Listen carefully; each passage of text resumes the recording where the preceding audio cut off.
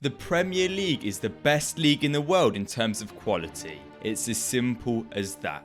No other division can really rival what the Premier League has right now, and of course with this being a channel focused mainly on English football, it's only right that I do the really original idea of a predictions video. Now if I'm entirely honest, this was never going to be the original video for today, but due to some audio difficulties my planned video wasn't going to be ready in time, so here we are instead. And before I get into it, huge disclaimer, I am not confident in any of these at all, but I will be explaining my decisions throughout, and so hopefully there's not too much hate in the comments. On to the video.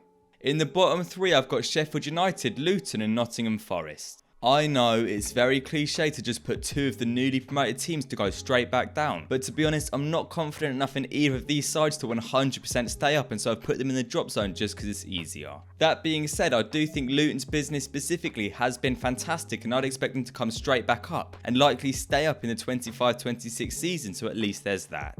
As for Nottingham Forest, I just think if either of their main goal scorers get injured they'll struggle, so I've put them there just anticipating potential issues they may face. Next up is Wolves, Palace and Bournemouth. These three, if I'm honest, I'm not confident in at all. Wolves I've already covered could well struggle, but they could actually do well. And Crystal Palace could genuinely go down having lost Zaha and potentially Elise, however could also go on to finish in the top half. To be fair, I'm a lot more confident in Bournemouth as Andoni Iraola is a fantastic manager, although I do think there's going to be a big learning curve for him this season, so I expect the Cherries to struggle at first, pick up form and then maybe stumble a little bit towards the end of the season. From 14th to 12th I have Fulham, Everton and then Burnley. Fulham are another one similar to Palace and Wolves in my opinion, in that transfer business could make or break their season, and I wouldn't be overly surprised if they finished anywhere from 9th down to 19th. Everton I'd expect to improve a lot this season, and Burnley I'm very excited for, and wouldn't be shocked if they even have a cup run this campaign, of course only if they're able to keep Vincent company for the whole season, which could be a worry if they start too well. 11th to 9th may shock a few, as I have Aston Villa, West Ham and Brentford. Now Aston Villa have made some fantastic signings and Unai Emery is a great manager, although I am a little bit worried how they'll integrate into the team, and so I'd expect to see very similar themes to West Ham's 22-23 campaign. But they don't start too well, however pick up pace as the season goes on, and they will do very well in Europe. Talking of West Ham, I'm a little bit hesitant to put them anywhere higher or lower than 10th, simply because I don't know yet how they're going to replace Declan Rice. If they do a poor job, they could genuinely be battling for relegation, as a double pivot of Paqueta and Souček for a whole season would be catastrophic. However, if they're able to replace Declan Rice well and even upgrade their depth and quality in different areas such as up top, they could be battling for Europe. Brentford are going into this season a little underrated I think, as people finally started to understand how great Ivan Toney is last campaign, and so are expecting Brentford to fall apart without him, however I don't think that will happen. And finally we've reached the interesting point where I'm going to shock many and say that Chelsea have finished 8th this season, with Brighton and Newcastle in 7th and 6th respectively.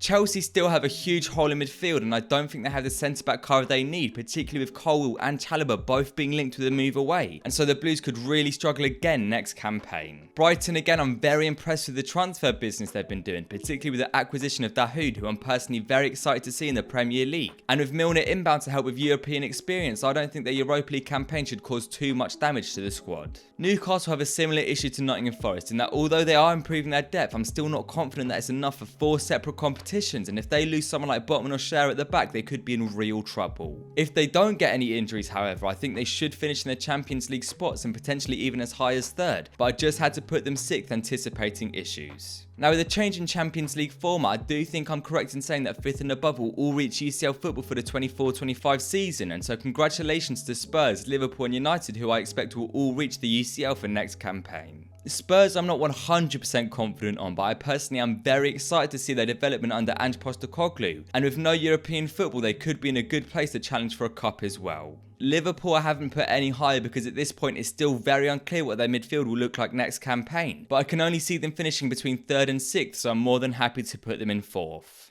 And finally, Man United are a very exciting team right now, and despite the fact that on paper another 3rd place finish wouldn't look like improvement, I do think they are going to take a huge step in bridging the gap to the top 2, specifically in how consistent their performances should start to be, so expect big things over the next few seasons. And finally, the moment everyone's been waiting for, who do I think will win the Premier League next season? In 2nd place I've got Man City, and so of course it's Arsenal who I've put top of the league, ending their 2-decade wait for a league title. Now am I confident in this prediction at all? No. However, with City slow to do transfer business this summer, we could see Arsenal snatch the title away from them, particularly as a mini rebuild is needed at the Etihad. That being said, I do still think Arsenal need one more midfielder like Lavia or Caicedo if they want to be confident in going for a full 38 games plus Champions League and other cup competitions. So this title race could really go either way. And as I've said throughout this video, there's a lot of these that I'm not confident in at all. In fact, all of the teams I've highlighted could now finish in very different positions and I wouldn't be surprised whatsoever. Especially given the fact that I've done these predictions so early, and so if you're a fan of one of these teams and aren't happy with where I've put you, please don't be too upset. Like I've mentioned, there should be another video out very soon which just had to be delayed, but I just thought it's only fair I put something out today, especially given the support in this channel lately. Even if I do know it probably won't see more than a couple hundred views, so thanks for watching and enjoy your day.